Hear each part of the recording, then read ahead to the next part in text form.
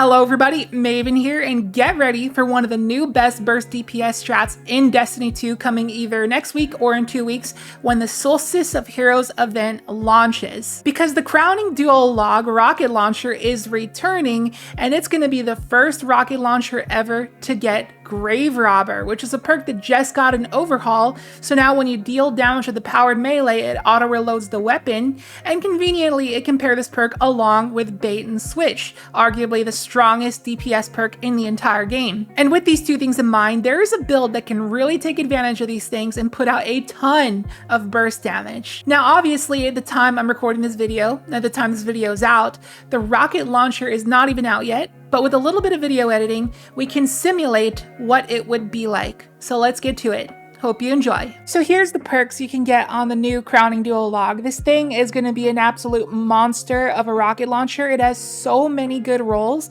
and it's a precision frame too, so it has built-in tracking, which is super nice. Although precision frames do 10% less damage than adaptive frames, I believe they unnerfed that down to 5%, but don't quote me on that. But you also got to remember that precision frames got 2 more base reserves than adaptive frames, such as the Apex Predator. So you got to ask yourself, would you sacrifice 5% damage for built-in tracking and 2 more reserves? It's a no-brainer. I would take that in a heartbeat. Anyways, we're going to be using this rocket launcher on Strand Warlock with Apotheosis Veil. And to simulate Grave Robber on the crowning Duologue, I will be substituting it with this Grave Robber Basso Ostinato for now. So as you know, Strand Warlock has 3 Arcane Needle melees, which is obviously good to proc Grave Robber and auto-reload our rocket launcher a bunch of times. But to combo with that, Strand has a handy little fragment called Thread of Ascent that says that using your grenade ability auto-reloads your equipped weapon. So you see the combo here? We melee nade. Both of these things are proccing auto reload for our rocket launcher, so we can absolutely spam it. And we're pairing it along with your choice of Witherhoard or Izanagi, since we are doing bait and switch stuff. And the reason we're using Apotheosis Veil is because after your super ends, you have infinite grenade and melee charges for several seconds. And you know what that means?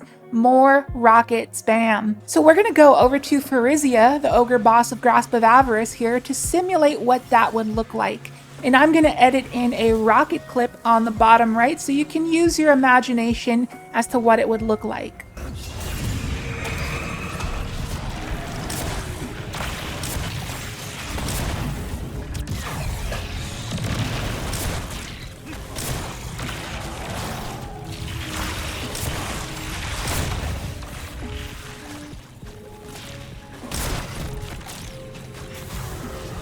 Now let's break down what just happened. So we start by proccing bait and switch. Then we go rocket, nade, rocket, melee, rocket, super. And then Apotheosis Veil is gonna proc, giving us infinite abilities. Then we follow up with nade, rocket, melee, rocket, and then here's where the pattern scrambles a bit. You go nade, melee, nade, rocket, melee, rocket. And then at the end here, it's kind of awkward. I go nade, melee, rocket. So I'm brainstorming a different sequence for the ending in parts where a rocket doesn't follow a nade or a melee. Maybe swap back to your Witherhoard or Izzy to re-proc bait and switch, I don't know. But my instinct tells me there's a better use for that time window there. But yeah, overall, that's more or less the combo. It's something you could do in the past with Demolitionist rocket launchers, but you're basically at the mercy of Demolitionist cooldown. But with Grave Robber added to the mix, you can spam rockets at twice the rate than before. And I believe this is going to be S tier DPS for a lot of bosses in the game, mainly if someone on your fire team is using Galley. So let's do a quick build breakdown. This is what the final loadout is going to look like. You're going to have Witherhoard or Izzy, along with Nullify or Zali's Bane, along with Crowning Duologue instead of this Cataphract. This is just a placeholder. Here's my subclass for our aspects here. We got Weaver's Call and Weave Walk. The Weave Walk slot is interchangeable. I'm never really going to activate that because I want to save my melees. So it's really up to you, but I really don't think the second aspect matters. Then we got Thread of Evolution to buff our threadlings by 50% bonus damage, Thread of Generation for grenade energy, Ascend for our combo, and then Warding for Woven Mail. And here's my mod setup. It's meant strictly for raid and dungeon boss encounters specifically, so it's set up like that, which is why we have things like Heavy Ammo Scout with Finder, And then we have Radiant Light, which gives our teammates armor charge if we cast our super near them,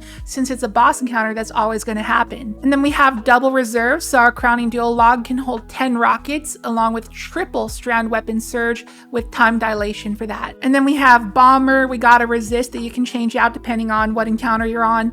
And then we have orbs via Reaper and Firepower, and then we got Impact Induction and Momentum Transfer.